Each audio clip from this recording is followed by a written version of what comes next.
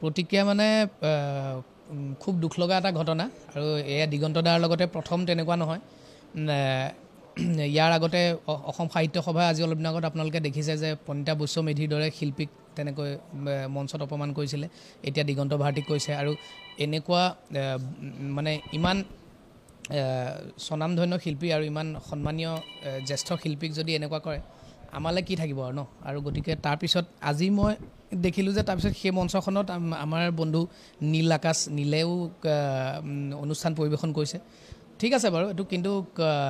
ৰাইজৰ কাৰণে গৈছে বুলিও যদি আমি ধৰি লওঁ যে ৰাইজে আশা কৰি আছে অনুষ্ঠান এটা হ'ব বুলি নীল আকাশ আহিব বুলি কিন্তু তাত গৈ মানে ডিপ্ল'মেটিক ভাষণ দিয়াটো মই বেয়া পাইছোঁ আৰু ল'লে এটাই ষ্টেণ্ড ল'ব লাগে যে অ'কে যদি হ'ব পাৰে যে যদি বোলে চানমাই বিহু কমিটিয়ে বোলে ভাল কাম কৰিছে বুলি যদি কয় বোলে ভাল কাম কৰিছে নহ'লে বোলে দিগন্ত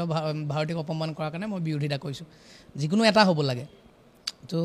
মোৰ ষ্টেণ্ডটো সেইটোৱে যে দিগন্ত দাৰ নিচিনা এজন শিল্পী নম্ৰ ভদ্ৰ গুণী জ্ঞানী শিল্পী যাতে জীৱনত যোৱা 30 বছৰ সংগীত কেৰিয়াৰত তেওঁ এটাও কণ্ট্ৰভাৰ্চি নাই গতিকে এনেকুৱা এজন শিল্পীক সাহস ক'ত পালে এনেকুৱা কৰিবলৈ মইতো কেতিয়াও চানমাই বিহু কমিটি মই পঢ়া কলেজৰ ফিল্ডতে হয় কিন্তু মই কেতিয়াও নাযাওঁ যদি ক্ষমা নোখোজে মইতো কেতিয়াও নাযাওঁ আৰু গতিকে প্ৰত্যেকে আচলতে এনেকৈ বৰ্জন কৰি দিব লাগে মই ভাবোঁ আৰু আৰ্টিষ্টৰ সেই সাহসটো থাকিব লাগে আৰু সবেই ইউনিটি থাকিব লাগে আৰু সেই তেতিয়া ক'তোৱে নোহোৱা হ'ব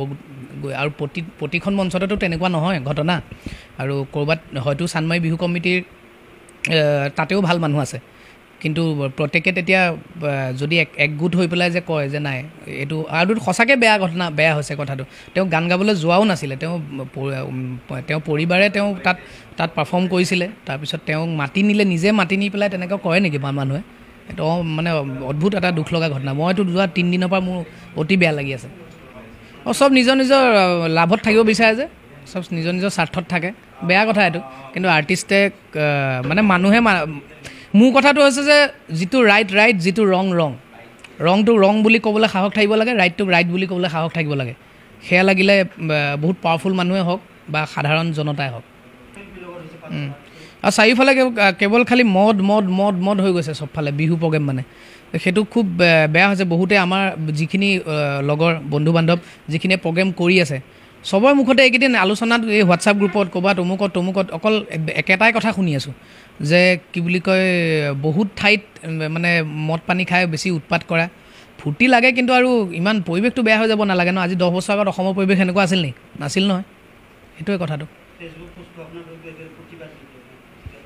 প্ৰতিবাদ মানে কি